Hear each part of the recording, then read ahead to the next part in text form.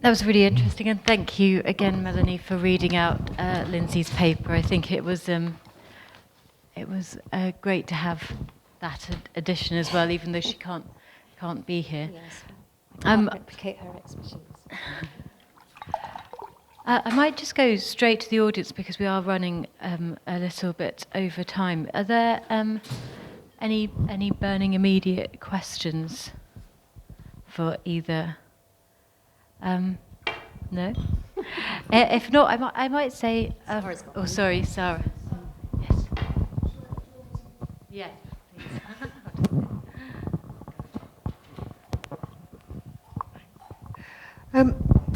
So I just need to understand the process. She worked with the Foundry, and she would talk about how she would want patina applied, but then she would work again in the studio with... Well, this is what we don't really know, but what we do know is that she worked very closely with the Foundry, and there is this correspondence, and she had this relationship with Eric Gibbard, was it, at the Foundry? And the Foundry had at least 2 patinas, which they labelled Hepworth 1 and 2 as sort of standard to use for a brown or a blue-green. But obviously they had more because there was this additional one which they came and applied in the garden, being a cold patina, so that's kind of easier to do. Sorry, did no one hear any of that? Yeah, so we know that they sort of had they had a fairly long distance communication, but she was much more closely involved than was standard. Because I'm seeing C-form Porthmeer at the Rodin recently, and looking at the quality of brush mark almost on the surface of that, and it being so integral to the movement and form of the work. It's just trying to understand how much she would have had say over, the application of because it just seems so much like the artist's hand in that sense, and it's right. So integral to the movement. Do you mean the brush marks in sort of colour? Yeah, in the colour. Yeah. All right, 'cause I can't comment because No. I don't know that work and I haven't worked on it. Though the ones in the garden have all weathered down, and there are a number where we still don't know. There's as Lindsay and Laura I think have shown really well. We're really trying to use the documentary sources available in order to try and get a sense of what the colours were. There are some which I don't know how many images are available, whether with sculptures like that which don't have such a marked inside and outside, they may not have been as contrasted. There may have been maybe she wanted them to look brown with just a hint of green, which is more or less what they look now.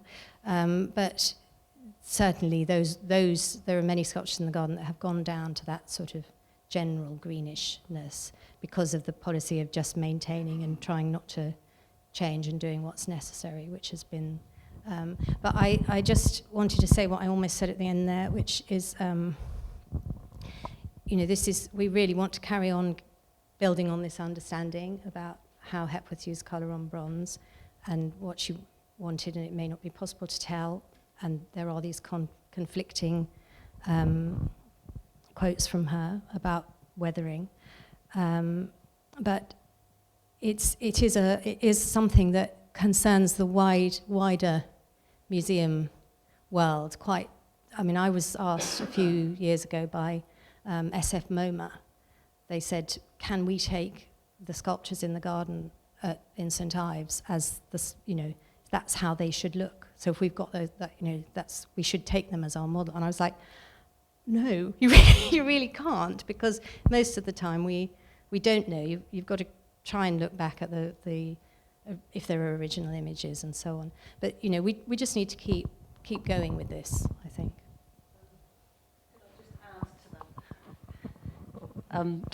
Again, it's conjecture really, but the Getty Institute did a fairly comprehensive study of figure for landscape. Is that right, Derek? Is it the one?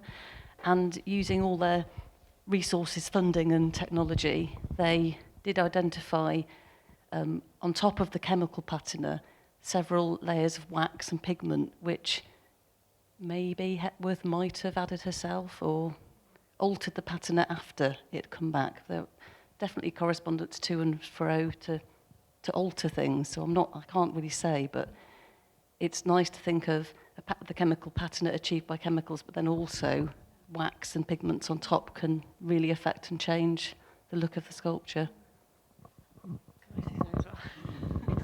Passing it along. Also, the thing is, when you're putting a patination chemical onto a bronze, you have to get rid of all the wax. So they have to be completely unwaxed to make it work. So as she had got patination chemicals in her studio, she must have been patinating some of them. But if she had something come back from the foundry, it'd be extremely unlikely, unless she asked for it not to be waxed, that she would alter it when it came back, I would imagine. Derek?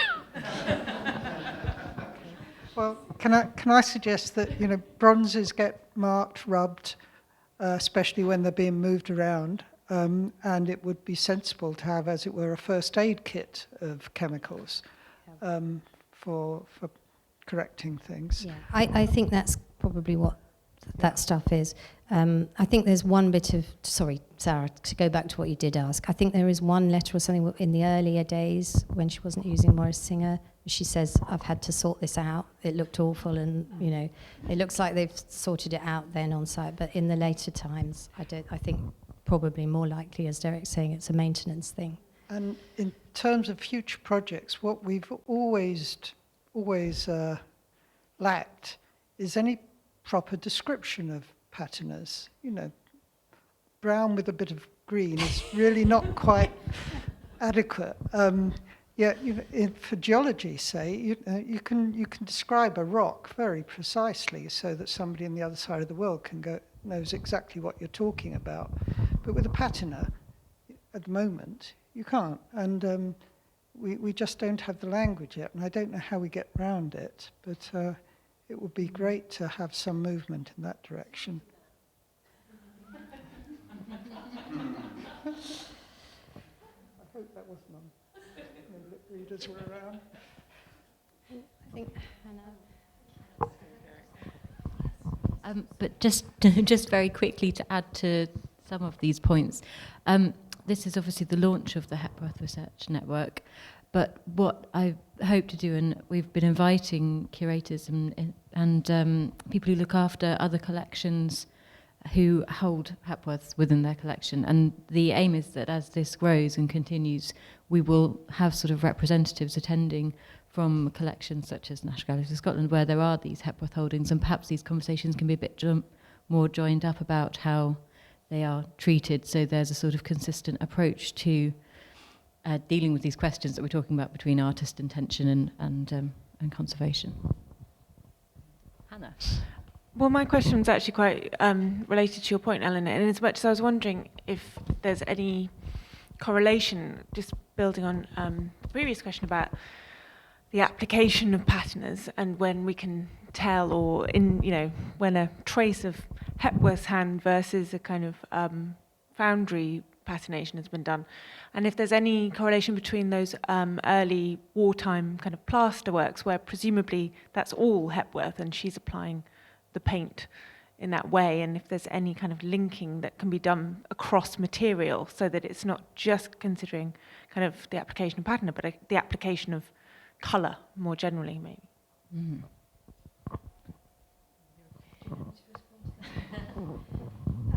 Yes, probably. Yes, I mean, I do feel, I'm sorry because my knowledge is sort of limited within it.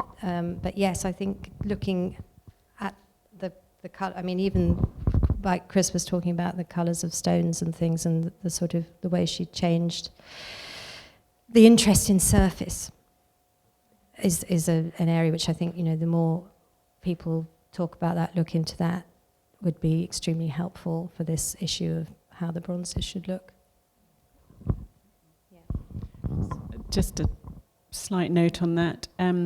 We have Hepworth's wave carved strung with twine, painted sculpture, and we have a letter from her to our founding keeper Douglas Hall talking about the paint, and she was more bothered that it should be painted than the specific colour.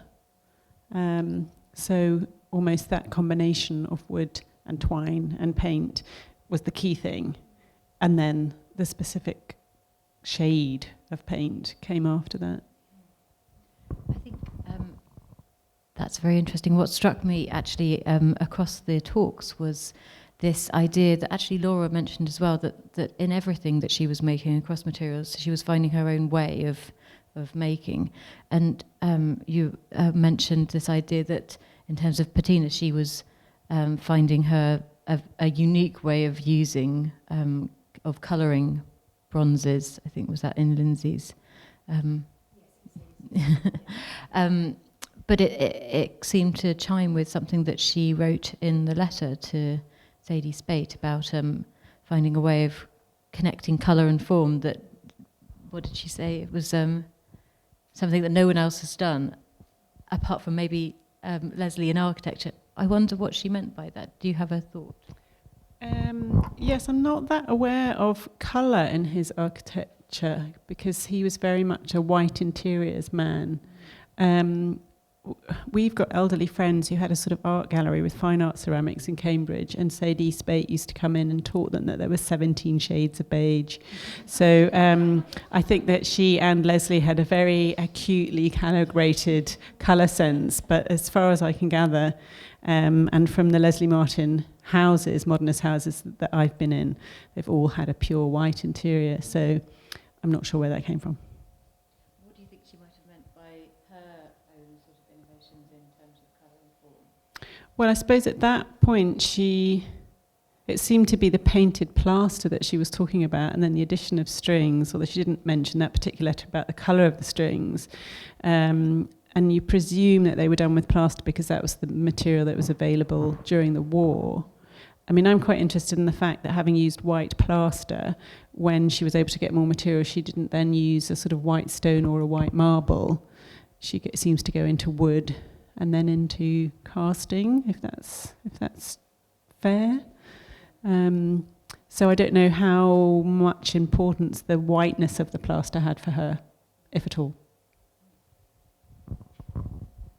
Any other questions before we move on to the final panel? No? Good. Right. Well, please, thank you very much, both of you.